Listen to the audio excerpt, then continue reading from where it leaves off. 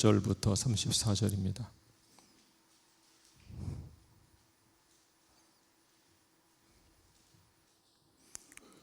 누가복음 22장 31절부터 34절. 길지 않은 말씀인데 우리 다 같이 함께 읽겠습니다. 누가복음 22장 31절부터 34절. 시작. 시몬아 시몬아 보라, 사탄이 너희를 밀가부르듯 하려고 요구하였으나 그러나 내가 너를 위하여 내 믿음이 떨어지지 않기를 기도하였노니 너는 돌이킨 후에 내 형제를 굳게 하라. 그가 말하되 주여, 내가 주와 함께 오게도 죽는 데에도 가기를 각오하였나이다. 이르시되 베드로야, 내가 네게 말하노니 오늘 다 굴기 전에 내가 3번 나를 모른다고 부인하리라 하시니라. 아멘. 앉으시겠습니다. 오늘은 종려주일입니다. 종려주일은 예루살렘으로 예수님께서 입성하실 때 종려나무 가지를 흔들던 그 풍습에서 유래가 되었습니다. 오늘 지나면 내일부터 한 주간은 고난주간입니다. 우리 교회에서는 새벽 예배를 특별히 준비해서 함께 고난주간을 보내려고 합니다. 그래서 오늘 말씀도 매일 성경 본문에 오늘 주일 말씀으로 본문을 삼았습니다. 내일부터 한 주간은 매일 성경 본문에 고난주간의 말씀으로 함께 나누고자 합니다. 금요일 날은 성금요일 예배로 드리는데 그날은 가상 7원을 묵상하면서 함께 예배를 드리려고 합니다. 한 주간 동안 고난주간을 보내시면서 주님의 고난을 더 깊이 묵상하는 그런 시간이 될 수 있으면 좋겠습니다. 존 버녀는 철로역정에서 그리스도인의 신앙의 경주의 과정을 우화적인 비유로 소개하고 있습니다. 철로역정의 일부에는 크리스찬이라는 이름을 가진 한 사람이 천국을 향해서 걸어가는 과정이 로드무비처럼 흥미있게 묘사되어 있습니다. 크리스찬은 때로 세속의 지혜나 도덕만을 내세우며 십자가가 필요 없다고 주장하는 세속 현자를 만나서 혼란에 빠지기도 하고 천박, 나태, 거만의 장애물들 때문에 어려움을 겪기도 합니다. 겸손의 골짜기에서 시험대를 지나며 마귀와 맹렬한 격투를 벌이기도 하고 사망의 음침한 골짜기에서 깊은 낙심에 빠지기도 합니다. 그래도 믿음이라는 동료를 만나 대화하면서 새로운 힘을 얻기도 합니다. 훌륭한 동행자, 소망을 만나서 함께 걷지만 크리스찬과 소망 두 동행자가 길을 잘못 들어서 절망이라는 거인의 소나기에 빠지기도 합니다. 그런 여러 과정을 거쳐서 결국 크리스찬은 죽음의 강을 건너고 영광스러운 천국으로 영접되어 들어갑니다. 철로역정의 2부는 일부에서 남편의 순례길을 반대하며 말리던 크리스찬의 아내 크리스티아나와 그의 아들들이 함께 천국을 사모하며 걸어가는 여정을 다루고 있습니다. 저는 오늘 본문에 나오는 베드로의 삶을 묵상하다가 철로역정을 떠올렸습니다. 철로역정에 나오는 크리스찬처럼 베드로도 그의 인생에서 참으로 힘든 여정을 걷고 있습니다. 오늘 본문에 나오는 사건은 베드로의 신앙 여정의 중반쯤이 되는 것으로 보입니다. 베드로는 고기를 잡는 어부로 살다가 예수님을 만나서 사람을 낚는 어부가 되었습니다. 베드로는 오늘날 기독교인들 사이에서 예수님의 수제자라는 평을 들을 정도로 여러 제자 중에 예수님께 특별히 사랑받는 존재가 되었습니다. 그러나 오늘 본문에서 예수님은 베드로의 실패를 예언하고 있습니다. 여러분, 인생에서 실패하지 않는 사람은 거의 없습니다. 누구나 다 실수도 하고 실패도 합니다. 그것이 인생입니다. 중요한 것은 우리가 그런 실패와 실수 속에서 어떻게 교훈을 받아 새롭게 일어서느냐, 돌이키느냐 하는 것이겠죠. 비록 이때 베드로가 크게 실패하지만 그는 그 실패를 딛고 일어서서 최후의 믿음의 승리자가 됩니다. 오늘은 베드로의 모습을 통해서 최후의 승리자가 되기 위해서 어떻게 살 것인가 배우고자 합니다. 최후의 믿음의 승리자가 되려면 어떻게 살아야 할까요? 첫째로 최후의 승리자가 되기 위해서는 무엇보다 먼저 장담하는 습관을 버려야 합니다. 본문 31절과 32절을 보시면 예수님께서 베드로를 향해 예언하는 내용이 나옵니다. 우리 한번 같이 읽어볼까요? 31절, 32절.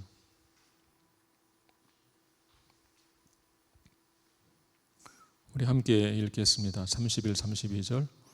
시작. 시몬아, 시몬아, 보라, 사탄이 너희를 밀가부르듯 하려고 요구하였으나 그러나 내가 너를 위하여 내 믿음이 떨어지지 않기를 기도하였노니 너는 돌이킨 후에 내 형제를 굳게 하라. 왜 예수님은 베드로를 향해 시몬이라고 불렀을까요? 여러분 잘 아시는 것처럼 시몬이라는 이름은 예수를 만나기 전에 사용하던 베드로의 이름입니다. 그런데 간혹 예수님께서 이런 이름으로 베드로를 부를 때가 있었습니다. 요한복음 21장에서 부활하신 예수님께서 베드로를 부르실 때 요한의 아들 시몬아 하고 부르십니다. 오늘 본문에서도 베드로를 시몬이라고 부르십니다. 왜 예수님은 자신이 친히 지어준 이름인 베드로 혹은 게바라고 부르지 않고 시몬이라고 부르고 있을까요? 그 이유는 아마도 베드로가 예수님을 부인하는 것과 관련이 있는 것 같습니다.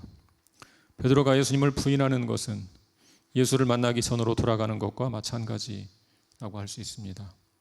유대인들에게 이름은 곧 그 사람의 정체성과 인격을 드러내는 것입니다. 베드로가 예수님을 부인할 때 그는 더 이상 반석이라는 뜻의 베드로 혹은 게바가 될 수 없습니다. 그래서 예수님 베드로를 향해서 시몬아 하고 부르고 있는 것입니다. 예수님은 또한 베드로가 사탄의 유혹에 넘어갈 것이라고 말씀하셨습니다. 예수님은 그 모든 것을 다 아시고 베드로에게 회개한 후에 내 형제를, 믿음의 형제들을 굳게 하라고 말씀하셨습니다. 그 말을 듣고 베드로가 발끈합니다. 본문 33절을 읽어볼까요? 33절.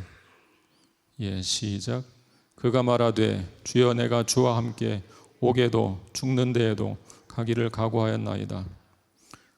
주님께서 조용히 베드로를 향해서 말씀하시죠. 베드로야, 내가 네게 말하노니 오늘 닭 울기 전에 내가 3번 나를 모른다고 부인할 것이다.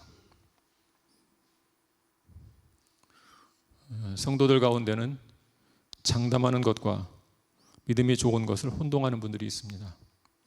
큰 소리로 장담하면 믿음이 좋은 것으로 생각합니다.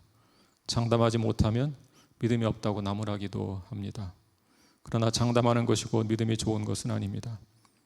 베드로는 주님을 모른다고 부인하는 일은 결코 없을 것이라고 장담했지만 우리는 그 장담이 얼마나 공허한 것인가 잘 알고 있습니다. 시험을 앞두고 있는 수험생에게 목사님이 이야기하죠. 형제여, 이번 시험 합격할 것을 믿습니까? 예, 제가 준비를 많이 못해서 좀 자신이 없습니다. 옆에 있는 권사님들이 뭐라고 하십니까? 믿음이 없어 합격할 줄로 믿습니다 그래야지. 그럴 때 믿습니다가 아니라 믿습니다 그래요. 시옷을 강하게 해서. 여러분, 그렇게 장담하는 것이고 믿음은 아닙니다. 무조건 될 것이라고 큰 소리로 외친다고 해서 믿음이 있는 것은 아닙니다. 사실은 장담하는 것은 하나님을 믿는 것이 아니라 자신을 믿는 것일 수도 있습니다. 신앙생활에서 참으로 위험한 것이 자신을 믿는 것과 하나님을 믿는 것을 혼동하는 것입니다. 장담하는 것을 하나님을 향한 믿음으로 생각하는 것은 참으로 위험한 것입니다. 그러므로 섣불리 장담하지 마십시오. 대체로 장담하는 사람들은 마음 깊이 기도하지 않습니다.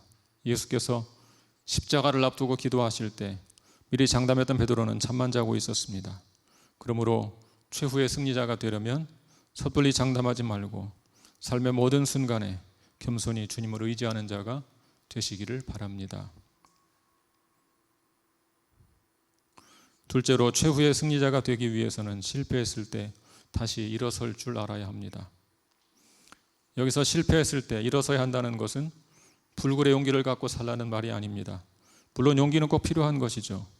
우리 크리스찬들도 실패를 두려워하지 않는 용기를 가질 필요가 있습니다. 그러나 오늘 본문에서 말하는 것은 그런 용기가 아닙니다. 32절을 보십시오. 예수님은 베드로를 향해서 내 믿음이 떨어지지 않기를 기도했다고 하셨습니다. 믿음이 떨어지지 않도록 기도했다. 그 말을 긍정적으로 바꾸면 신실하게 믿음을 지키며 살도록 기도했다. 그런 말이 되겠죠. 우리는 신실함을 실패하지 않는 것으로 오해하는 경향이 있습니다. 그러나 성경이 말하는 신실함이란 실패하지 않는 것이 아니라 실패로부터 배우고 돌이키는 것, 그것을 가리킵니다. 지금 베드로의 상황을 생각해 보십시오. 예수님은 베드로의 믿음이 떨어지지 않기를 기도했습니다. 그런데 막상 베드로는 예수님을 부인하는 죄를 저질렀습니다. 분명히 베드로는 실패했습니다. 그렇게 본다면 예수님의 기도가 응답되지 못한 것처럼 보입니다. 그러나 우리 예수님께서 베드로의 믿음이 떨어지지 않도록 기도했다는 것은 실패하지 않도록 기도했다는 뜻이 아닙니다. 32절을 다시 한번 읽어볼까요? 32절 같이 읽겠습니다. 시작. 그러나 내가 너를 위하여 내 믿음이 떨어지지 않기를 기도하였노니 너는 돌이킨 후에 내 형제를 굳게 하라. 내 믿음이 떨어지지 않기를 기도하였노니 그 다음을 주목하십시오. 너는 돌이킨 후에 내 형제를 굳게 하라. 우리 예수님은 베드로가 자신을 부인할 것을 이미 알고 계셨습니다. 예수님은 베드로가 부인하지 않도록 기도한 것이 아닙니다. 예수님은 베드로가 예수님을 부인하고 완전히 떠나지 않도록 기도하셨습니다. 실패했을 때도 완전히 좌절하지 않고 다시 일어서기를 기도한 것입니다. 그래서 주님께서는 베드로에게 돌이킨 후에 내 형제를 굳게 하라 말씀하셨습니다. 성경은 한 번도 실패하지 않은 사람만 신실한 사람이라고 말하지 않습니다. 성경을 그렇게 해석한다면 우리 가운데 어느 누구도 신실한 자가 될 수 없을 것입니다. 성경에 기록된 신실한 자들은 한 번도 실패하지 않은 자들이 아니라 실패했을 때 돌이켜 회개하고 다시 일어선 사람들입니다. 베드로는 이때 예수님을 부인하는 실패자가 되었지만 훗날 그는 우리 주님의 은총을 통해서 초대교회의 위대한 사도가 되었습니다. 여러분, 사도행전을 보십시오. 사도행전은 사실상 베드로와 바울의 선교 사역을 주로 기록한 것입니다. 그래서 어떤 학자들은 사도행전을 베드로와 바울의 행전 이렇게 부르기도 합니다. 전반부는 베드로의 사역을 주로 기록하고 후반부는 바울의 사역을 주로 기록하고 있습니다. 베드로는 예수님을 부인하는 실패를 딛고 일어서서 위대한 승리자가 되었습니다. 성령의 역사, 곧 회개의 역사로 돌이켜 마침내 승리하게 하셨습니다. 성경에는 위대한 승리자도 있지만 위대한 실패자들도 많습니다. 더구나 신앙의 영웅들을 추앙받는 위대한 승리자들도 한때는 처절하게 실패한 경험이 있습니다. 여러분, 다윗을 생각해 보십시오. 그는 신하의 부인과 간음하고 사실은 강간했다고 봐도 틀린 말이 아니겠죠. 은폐하기 위해서 충직한 신하 우리아를 죽이도록 모사했습니다.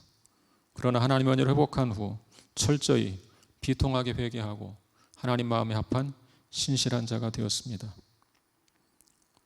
신약의 인물들도 마찬가지입니다. 마가복음을 기록한 마가는 선교여행을 갔다가 중도에 포기하고 자기 멋대로 돌아와 버렸습니다. 그런 그가 나중에 다시 선교사역에 동역하고 마가복음을 기록하는 위대한 승리자가 되었습니다. 도마는 또 어떻습니까? 도마는 예수님의 부활을 의심해서 의심하는 제자라는 낙인이 찍혔습니다. 그러나 그는 부활하신 주님을 만나고 가장 위대한 신앙 고백을 한 자가 되었습니다. 나의 주시며 나의 하나님이십니다. 나의 주시며 나의 하나님이십니다. 여러분 가운데 지금 깊은 영적 침체에 빠진 분들이 있습니까?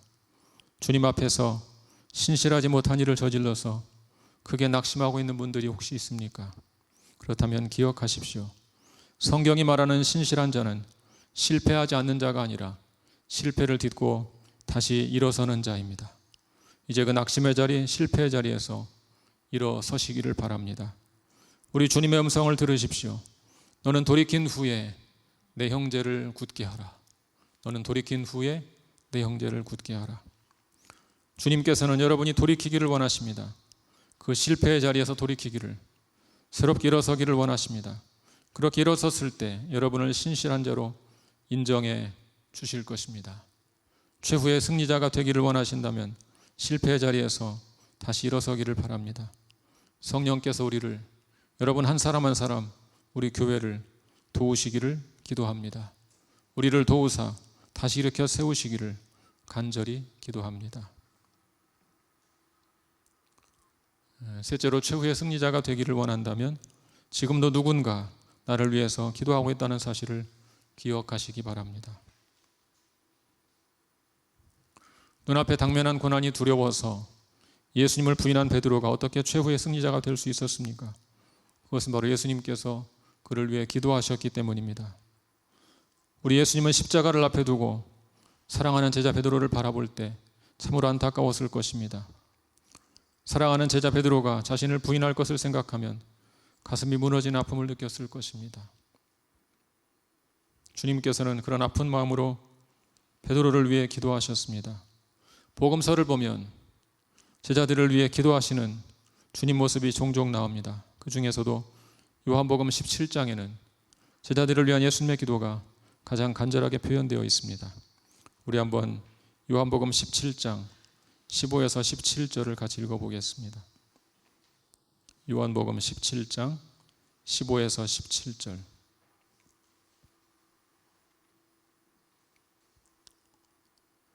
우리 같이 읽겠습니다. 시작. 내가 비옵는 것은 그들을 세상에서 데려가시기를 위함이 아니요 다만 악에 빠지지 않게 보전하시기를 위함이니이다. 내가 세상에 속하지 아니함 같이 그들도 세상에 속하지 아니하였사옵나이다. 그들을 진리로 거룩하게 하옵소서. 아버지의 말씀은 진리니이다. 예수님은 사랑하는 제자들이 악에 빠지지 않기를 간절히 기도하셨습니다. 진리 자체이신 하나님 아버지의 말씀으로 거룩하게 해달라고 간절히 기도하셨습니다. 베드로가 최후의 승리자가 된 것은 바로 예수님의 간절한 기도 때문입니다. 스승의 간절한 기도로 인하여 베드로는 끝까지 신실한 자로 서게 된 것입니다. 저는 신학교 다닐 때 늘 누군가 나를 위해서 기도하고 있다 그렇게 생각했습니다. 가장 먼저는 주님께서 늘 저를 위해서 기도하고 계시다고 생각했습니다. 저를 사랑하시는 주님께서 제가 신실한 종으로 선한 목자로 준비되기를 기도하고 계시다 그렇게 생각했습니다. 그것은 사실입니다. 로마서 8장 34절을 같이 읽어보겠습니다. 로마서 8장 34절. 같이 읽겠습니다. 시작. 누가 정죄하리요 죽으실 뿐 아니라 다시 살아나신 이는 그리스도 예수시니 그는 하나님 우편에 계신 자요 우리를 위하여 간구하시는 자시니라. 주님은 늘 우리를 위해서 간구하고 계십니다. 또한 저를 위해서 늘 기도하는 성도들이 있다고 생각했습니다. 내가 좋은 목사로 준비되어 오기를 기도하는 성도들이 있다 그렇게 생각했습니다. 그때는 누구인지는 몰랐습니다. 그러나 막연하지만 나를 위해서 늘 기도하는 성도들이 있다고 마음 깊이 확신하고 있었습니다. 지나고 보니 그것도 사실이었습니다. 간혹 깜짝 놀랄 때가 있습니다. 저를 위해서 그렇게 늘 기도할 것이라고 생각하지 못했던 분들이 저를 만나면 제 손을 붙잡고 이야기합니다. 제가 목사님을 위해서 매일 새벽마다 기도하고 있습니다. 때로 우리 교회 성도님들이 아닌 분들도 그렇게 말씀하시는 경우가 있습니다.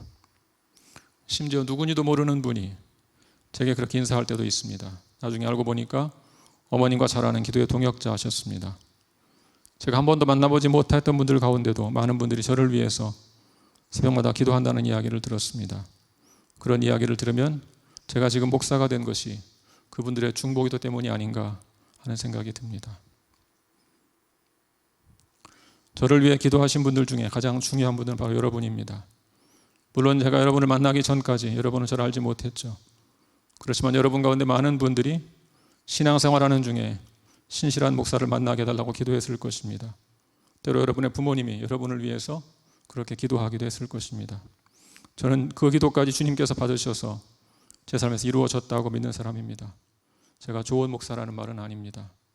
늘 송구한 것뿐입니다. 그러나 부족하지만 여러분의 기도 덕분에 오늘의 제가 이렇게 살고 있다 그렇게 늘 생각하고 있습니다. 누군가 저를 위해서 기도하고 있다는 사실은 제게 큰 힘을 주었습니다. 제가 좋은 목회자가 되어 돌아오기를 기도하는 성도들이 있다는 사실은 매일 매순간 나태하지 않게 저를 각성시켜 주었습니다. 사꾼 목자에게 상처 입은 많은 영혼들이 내가 선한 목자가 되어 돌아오기를 기다린다고 생각하면 하루도 함부로 살 수가 없었습니다. 그 생각을 하면 실패 자리에 주저앉아 있을 수 없었습니다. 여러분, 신앙생활 하다 보면 실패할 때도 있습니다. 죄를 지을 때도 있습니다. 중요한 것은 그 실패 자리에서 다시 일어서는 것입니다. 나를 위해서 말할 수 없는 탄식으로 기도하시는 우리 성령님이 계시다는 사실을 기억하십시오. 로마서 8장 26절을 같이 읽어보겠습니다. 로마서 8장 26절 시작. 이와 같이 성령도 우리 연약함을 도우시나니 우리는 마땅히 기도할 바를 알지 못하나 오직 성령이 말할 수 없는 탄식으로 우리를 위하여 친히 간구하시느니라. 또한 여러분을 위해서 늘 기도하는 분들이 있다는 사실을 기억하십시오. 저도 여러분을 위해서 늘 기도하고 있습니다.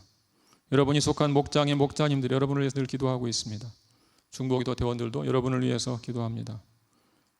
그 외에 알고 보면 많은 사람들이 여러분을 위해서 기도하고 있습니다. 그러므로 유혹이 있을 때마다, 낙심될 때마다, 힘이 빠질 때마다 나를 위해서 기도하는 사람들이 있다는 사실을 기억하고 성령님의 도우심으로 다시 일어서시기를 축복합니다. 넷째로, 최후의 승리자가 되기를 원하신다면 믿음의 눈으로 자신의 미래를 바라보시기 바랍니다. 예수님은 베드로가 실패할 것을 알고 있었습니다. 동시에 그가 돌이킨 후에 형제들을 굳게 세울 것도 알고 계셨습니다. 여기서 형제들을 굳게 하라는 말은 형제들의 믿음이 견고하게 세워지도록 도우라, 그런 말입니다. 예수님은 실패하는 순간에 베드로만 보지 않았습니다. 사랑하는 제자 베드로가 실패 자리에서 일어나 형제들의 믿음을 견고하게 할 것도 보셨습니다. 여러분, 사도행전을 보십시오. 베드로는 예수님 말씀처럼 믿음이 약한 자들을 굳게 세우는 일을 감당합니다.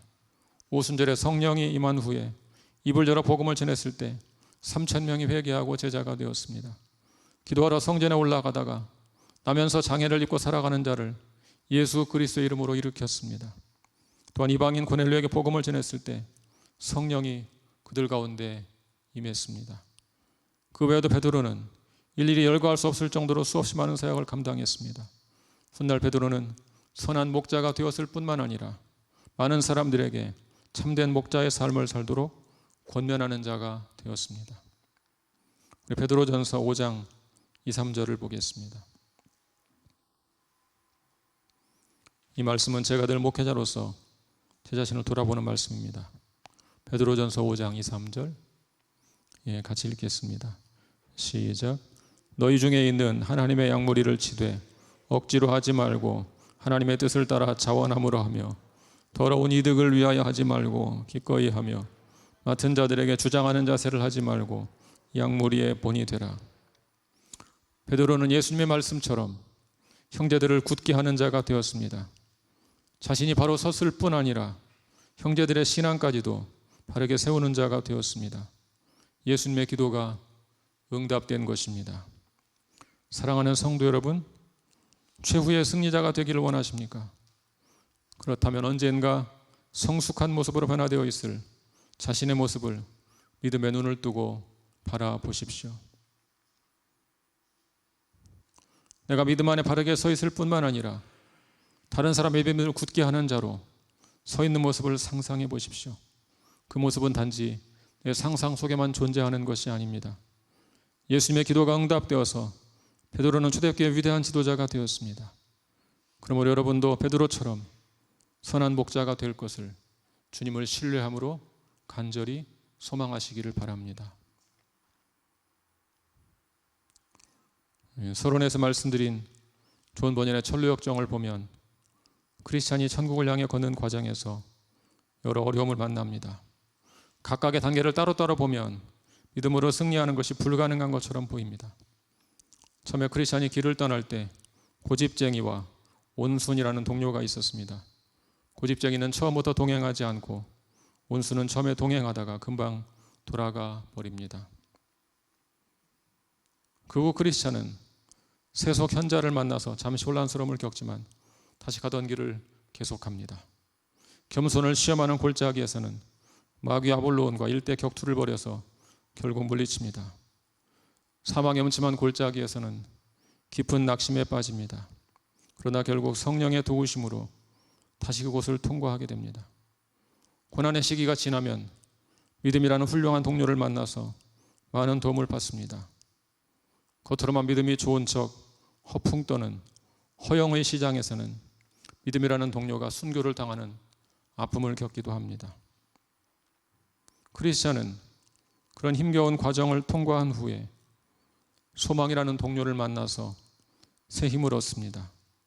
그렇지만 다시 길을 잘못 들어서 크리스찬과 소망, 두 순례자는 절망이라는 거인의 소나기에 빠집니다. 그런 수많은 고비들을 통과하면서 크리스찬은 결국 죽음의 강을 건너 영광스러운 천국에 입성합니다.